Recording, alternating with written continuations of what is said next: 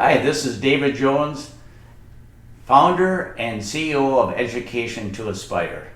In my new book, I talk about how students can self-assess.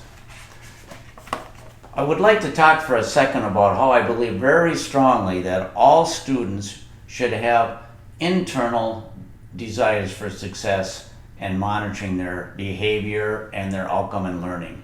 That it's not an external force. If you don't do this, then this is going to happen to you. Or if you do this, then you get this reward. It's better to have an internal reward, to understand that the learning process will reward them in life, that every student deserves to have a great life, to be supportive and have the job they want and have the success in life they want. Not only does it help them, but it helps them, their families and society as a whole. So what I believe and have created is a self-assessment that students do weekly. For example, the first week they might look at achievement through effort, and they might think about one area, staying on task, that they don't have their minds wander too much. Also remember, your mind is being trained, so if you're working on a math problem but you're music smart, your brain is really working hard to learn that new math problem. So you might have to take a break or two, and that's okay, as long as you go back to the work, that you don't just stop and give up. Never quit. Remember, we're training our brains. We're not letting our brains train us. And I want to talk a little bit about that quickly first. Our brains, you think, would always do what's best for us. We'd always eat the right foods. We'd always make the right decisions. But sometimes our brain, if we don't train it, will not always do the right thing for us. You know, examples I think about is when an impulse happens, where you see a friend across the road and you're like, oh, I'm going to run over and say hi to Jim or Sally or Muhammad or whoever it is. And you run across the street without thinking and looking both ways. Hopefully there's no car there, but you hear stories about people that have been hit by a car just because they didn't think about what was the ramifications of their decision.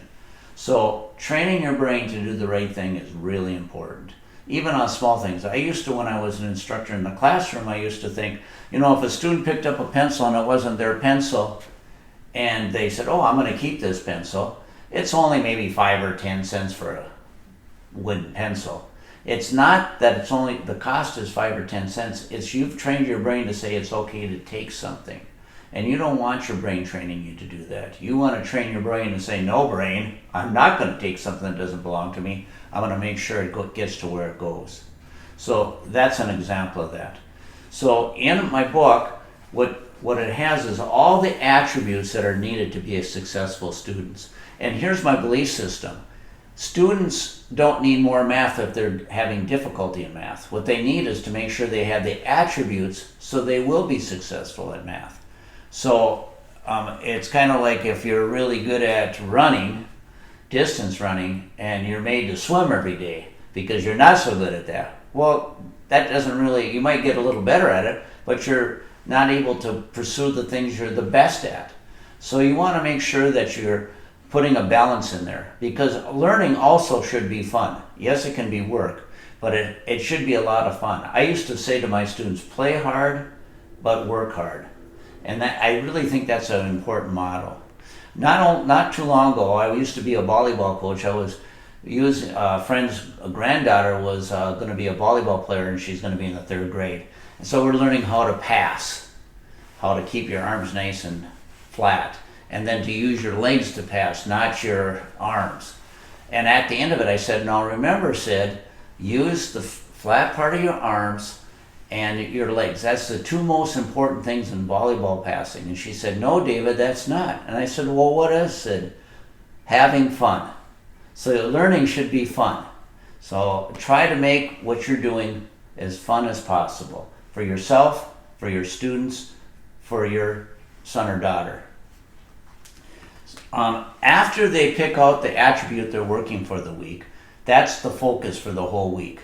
If you're in middle school or high school, every period, the student at the end of the period grades themselves on that attribute.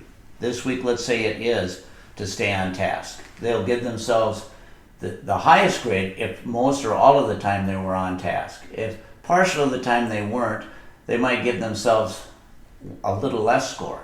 And if they were half the time not working or not on task, they would give an average score. And of course, a low score means I really didn't work too hard this class period on my learning. And then at the end of the week, there's a self-reflection period that they take time to think about how well did I do, and then what can I do to improve on what I did. So let's say we're giving a scoring system of 4 to 0, and 4 being the best, and they got a 3. Now the question would be, okay, you got a 3 for the week, what could you do, and why did you get a 3? So they read a little bit about why did I get my 3? Here's what I did in my classes.